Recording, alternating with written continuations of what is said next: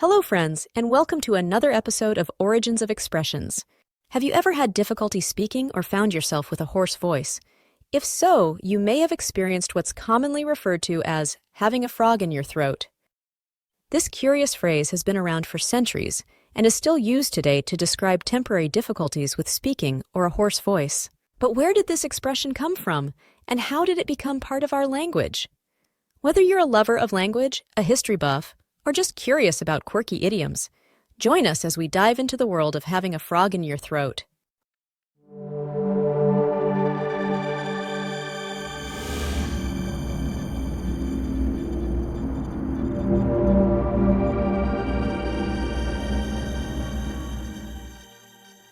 Let's hop into the playful tale of a frog in the throat, a phrase that made its debut in the charming language landscape of 19th century America. Now, don't go expecting a whimsical origin story. This phrase is as straightforward as a froggy croak. It means what you think it means: a person with a hoarse, coarse, dry throat that sounds like a frog. It is a common idiom that is often used in a light-hearted way to describe someone who is temporarily unable to speak clearly, whether due to illness or nervousness. Our journey back in time lands us in the pages of How to Be a Man, a delightful book for boys by the American clergyman Harvey Newcomb in 1847. Amidst advising against improper diversions, Newcomb playfully nudges the boys to resist temptations with a bit of solo time and saying, "No." He urges them to practice whenever they feel a froggy obstruction in their throats. The passage reads, "Now let me beg of you to learn to say no.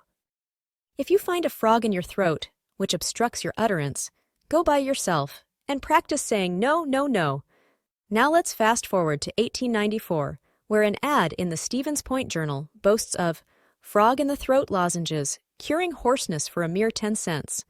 It reads, "The Taylor brothers say that frog in the throat will cure hoarseness. 10 cents a box. Who knew frogs could be throat superheroes?" Interestingly, the phrase even leaped across the pond to England. In a quirky turn of events, the Hastings and St. Leonard's Observer wrote a piece on Yankee advertising, shares a delightful tale. The story goes, a local chemist decides to spice up the neighborhood by embracing an American-style advertising window. How, you might ask? By showcasing imported frog-in-your-throat lozenges with a whimsical display of faux frogs donned as English peasants. They even went all out, creating a picturesque scene titled "Merry England in Ye Olden Time." To add a dash of flavor to the sales pitch, the advertising maestros claimed that a frog in the throat was once a forgotten Old English expression, adding a touch of nostalgia to their quirky froggy campaign. Spoiler alert, that story is as fantastical as the frogs on display. The truth? The phrase is undeniably American and only waltzed into the English scene when the Taylor brothers brought their throat-soothing lozenges across the pond. It's a whimsical tale of faux folklore and throat-soothing amphibians taking center stage in the theater of language evolution. Now, on to the medical side of this fun phrase. There is a real condition called globus pharyngeus, which is a feeling of a lump or something stuck in the throat that can be a similar feel to having a frog in your throat, but have no fear. It is not caused by having an actual frog in your throat.